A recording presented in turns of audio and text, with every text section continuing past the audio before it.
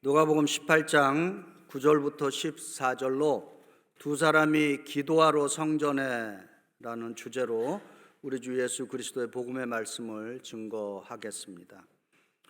오늘 이 아침에 이 교회로 예배드리러 오실 때 무슨 목적을 갖고 오셨습니까?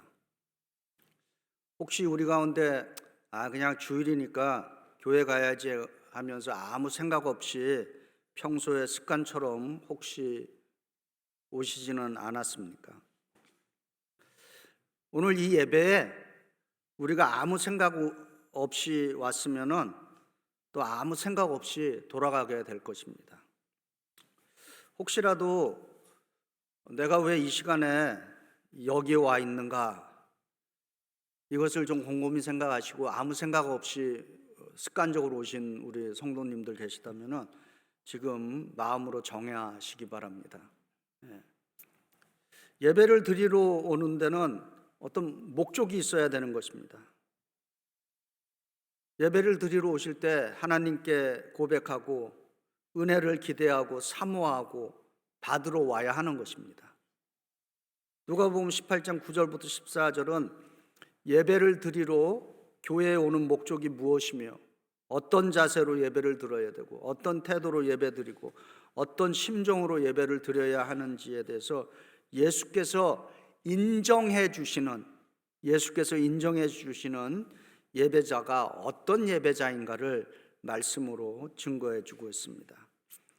오늘 이 예배를 드리고 저희 베이사이드 한인연합감리교회를 떠나갈 때는 예수께서 예배 잘 드렸다고 인정해 주시는 예배자로서 집에 돌아가시기를 축복합니다. 첫 번째로 누가복음 18장 10절에 두 사람이 기도하러 성전에 올라가니 하나는 바리새인이요 하나는 세리라, 이렇게 시작하고 있습니다. 이 구절은 왜 예배를 드리러 오는가에 대한 질문을 우리에게 던져주고 있습니다. 누가복음 18장 10절은 교회에 오는 목적에 관한 이야기를 하고 있습니다. 두 사람, 바리새인도 그렇고 세리도 그렇고 자기들이 지금 성전에 가는 목적을 둘 다 알고 있습니다. 바리새인과 세리는 기도하러 성전에 올라갔던 그런 목적을 갖고 있습니다. 마가복음 11장 17절에 예수께서 이렇게 증거합니다. 내 집은 만민이 기도하는 집이라, 이렇게 말씀하고 있습니다. 오늘 우리식으로 말하면 두 사람은 지금 교회에 예배를 드리러 온 것입니다. 이 두 사람이 교회에 예배 드리러 온 것처럼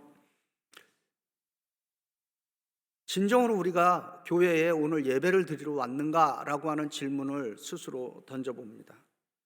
저는 이제 가끔 성도님들이 주일날 교회에 오는 목적을 들을 때 참 안타깝다, 그렇게 생각되는 분들이 있습니다. 어떤 분들은 오늘 교회에 온 이유가 절대 오해하지 마시기 바랍니다. 오늘 여성교회 식사 당번이라서 내가 교회에 왔다. 오늘 예배 후에 회의가 있으니까 교회에 왔다. 또 심지어 어떤 분들은 그래도 교회 가면 점심이라도 주니까 내가 교회에 왔다.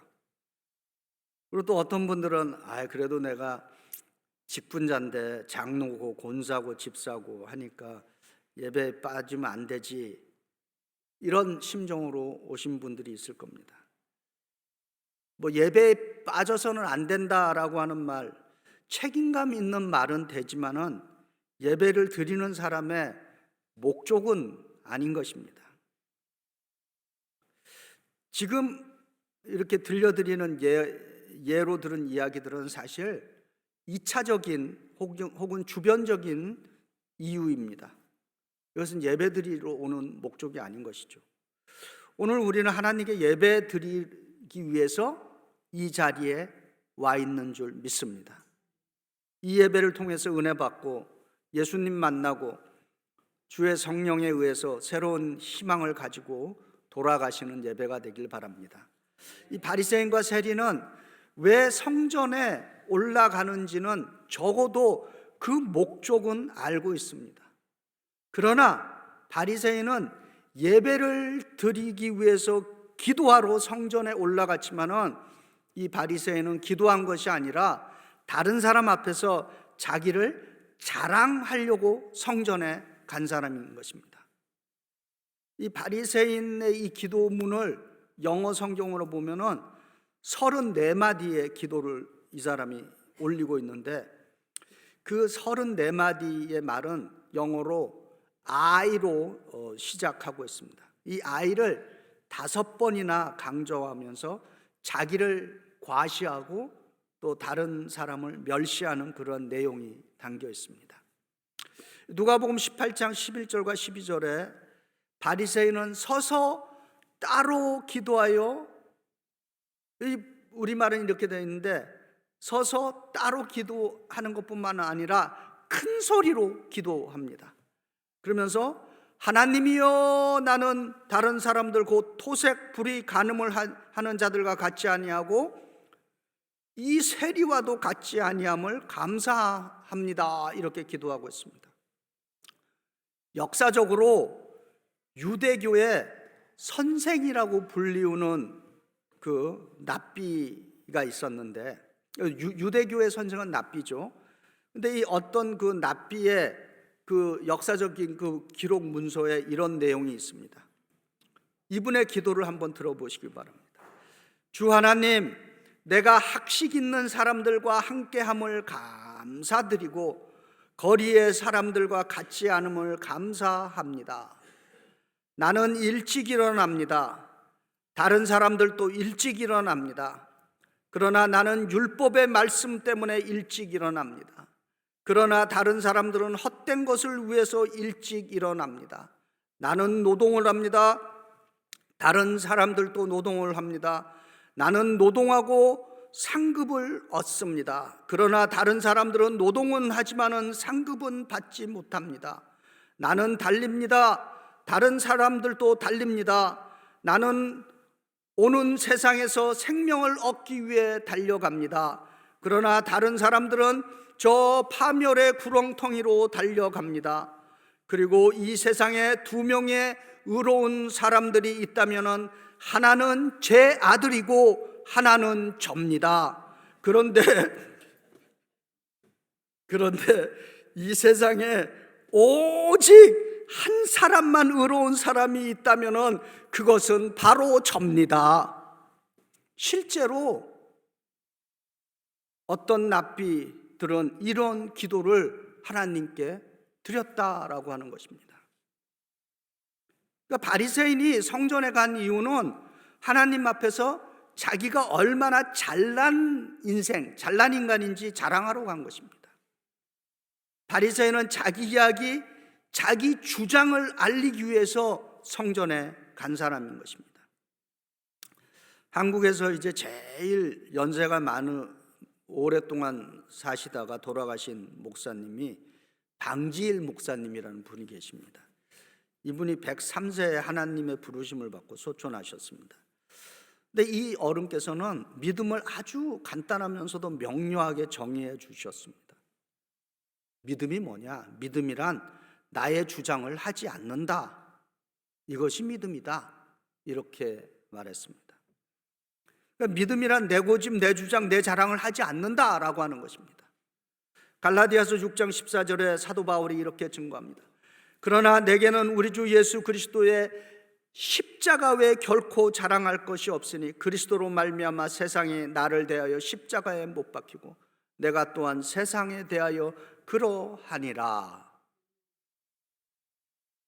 하나님께 자신을 드리지 않고 하나님이 찾아오기를 바라는 사람과 마음과 성품을 다해 하나님의 뜻을 이루려고 하지 않고 오히려 하나님을 설득해서 자신의 것을 원하는 것을 이루어 달라고 하는 사람은 기도하는 사람이 아니다라고 이 토마스 아퀴나스라고 하는 우리 중세의 아주 그 유명한 기독자이면서 철학자인 분이 말했습니다.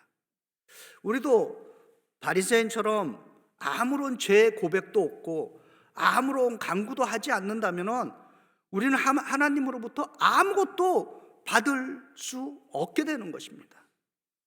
바른 목적으로 믿음 생활하시고 바른 목적으로 예배를 드리러 오시기를 축복합니다.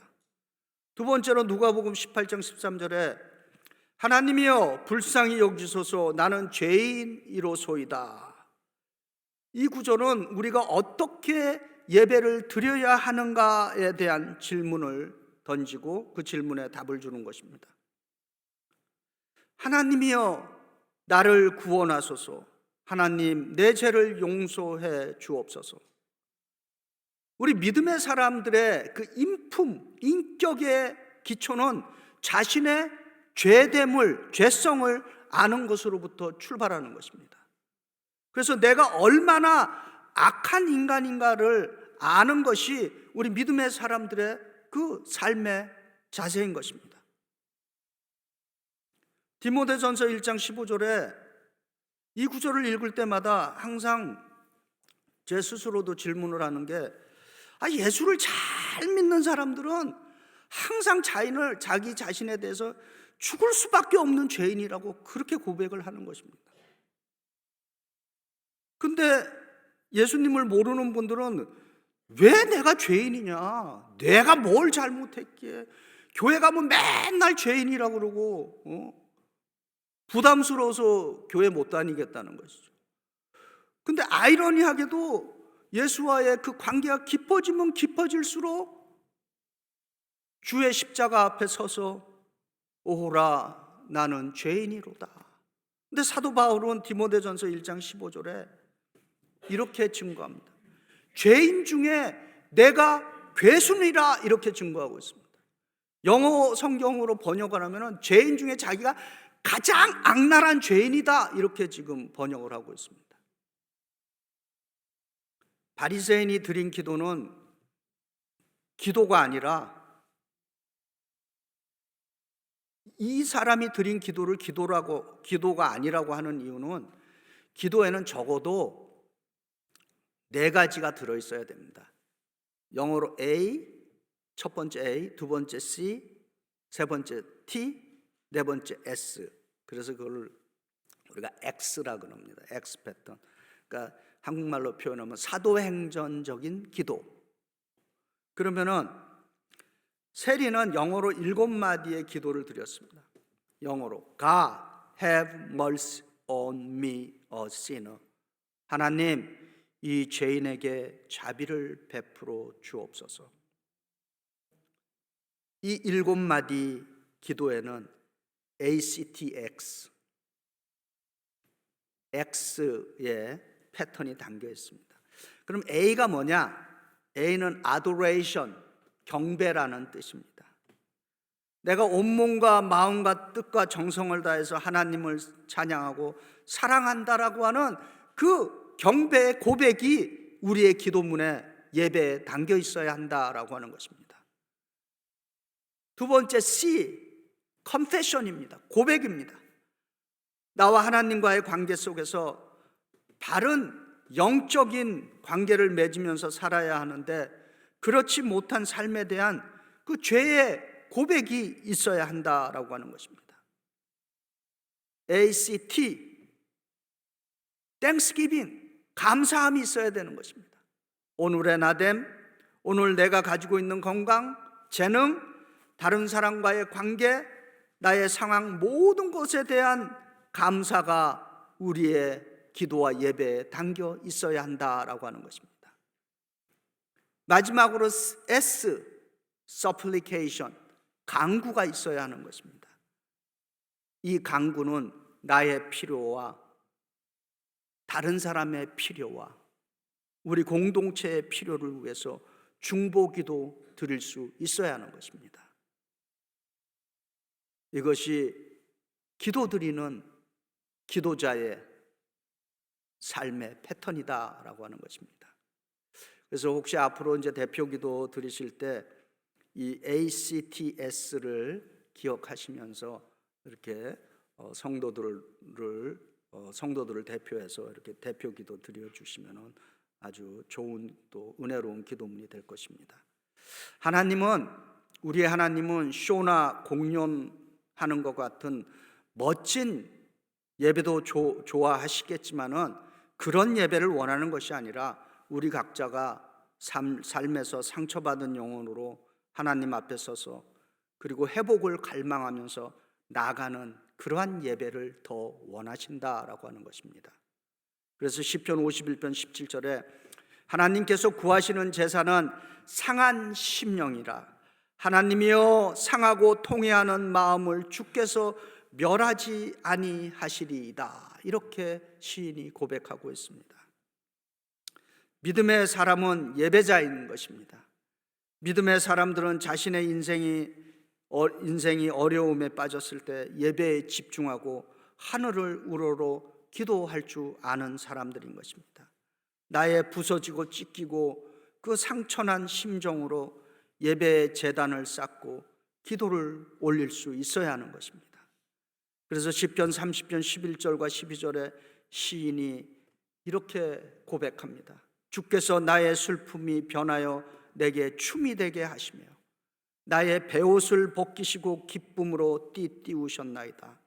이는 잠잠하지 아니하고 내 영광으로 주를 찬송하게 하심이니 여호와 나의 하나님이여 내가 주께 영원히 감사하리이다. 아멘. 이제 누가복음 18장 13절입니다. 그러나 세간호는 멀리 서서 감히 하늘을 우러러 볼 생각도 못하고 슬픔에 잠겨 가슴을 치며 하나님 이 죄인에게 자비를 베풀어 주소서 하고 눈물로 기도드렸다. 이게 우리 개역개정 번역은 여러분의 화면에 보는 번역이고 제가 읽은 이 번역은 현대인의 성경 번역인 것입니다.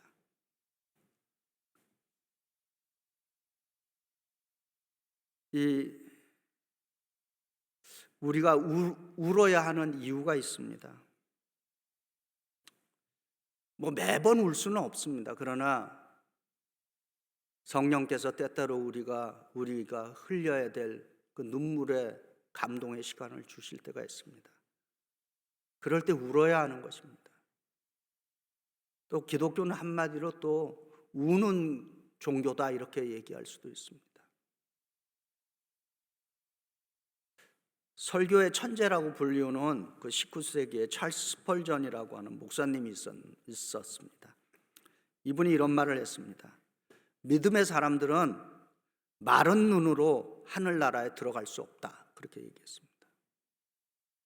그만큼 믿음 생활에 많은 눈물이 필요하다라고 하는 것이죠. 기도에 많은 우리 성경에도 눈물을 흘리며 기도한 우리의 믿음의 조상들이 많이 있습니다. 우리가 잘 아는 예레미야, 눈물의 선지자라고 불리고 있죠. 예레미야 애가에서 예레미야가 2장 18절과 19절에 이렇게 증거합니다. 그들의 마음이 주를 향하여 부르짖기를 딸 시온의 성벽아 너는 밤낮으로 눈물을 강처럼 흘릴지어다. 스스로 쉬지 말고 내 눈동자를 쉬게 하지 말지어다. 초저녁에 일어나 불을 지을지어다. 내 마음을 주의 얼굴 앞에 물 쏘듯 할지어다. 갓길 어귀에서 주려 기진한 내 어린 자녀들의 생명을 위하여 주를 향하여 손을 들지어다 하였도다. 성경에서 또 재밌는 또 시편에 다윗이 얼마나 많은 눈물을 흘렸는지 좀 과장되게 표현되어 있죠. 내가 눈물로 나의 침상을 띄우나이다. 그러니까 얼마나 울었으면 자기의 침대가 둥둥 그 눈물에 떠 있다는 것이. 우리가 울어야 하는 이유, 우리는 우리의 자녀들과 다음 세대를 위해서 눈물로 기도할 수 있어야 되는 것입니다. 이 세상이 지금 어떻게 되고 있는가에 대해서 눈물로 기도할 수 있어야 되는 것입니다. 우리 주 예수 그리스도의 교회의 건강한 부흥을 위해서도 눈물로 기도할 수 있기를 주의 이름으로 축복합니다. 이제 누가복음 18장 14절입니다. 내가 너희에게 이르노니 이에 저 바리새인이 아니고 이 사람이 의롭다 하심을 받고 그의 집으로 내려갔느니라. 무릇 자기를 높이는 자는 낮아지고 자기를 낮추는 자는 높아지리라 하시니라. 이 구절은 애통하는 예배자에게 주시는 하나님의 축복이 무엇인가라고 하는 것을 질문하는 것입니다. 고린도후서 10장 18절에 이렇게 증거합니다.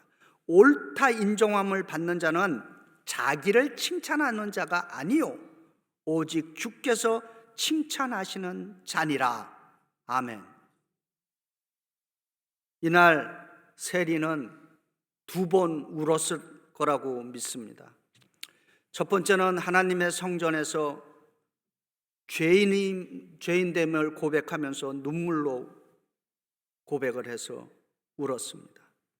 두 번째로는 그날 예배 드렸을 때 그 집으로 내려갈 때 하나님께서 너 오늘 예배 잘 드렸다라고 인정해 주시는 그 하나님의 말씀에 구원받은 그 기쁨의 감격으로 두 번째 눈물을 흘렸을 것입니다.